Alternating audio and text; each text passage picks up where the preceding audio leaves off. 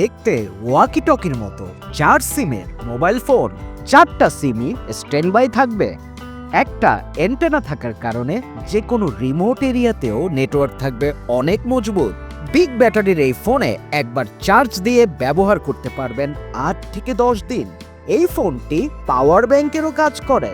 এই ফোন দিয়ে যে কোনো মোবাইল চার্জ দিতে পারবেন অনায়াসে।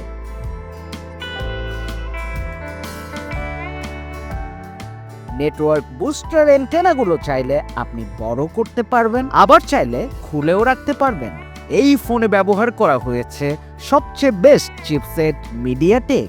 কোমরে বা পকেটের সাথে আটকানোর জন্য এই ফোনের সাথে পাবেন একটি হোল্ডার টাইস।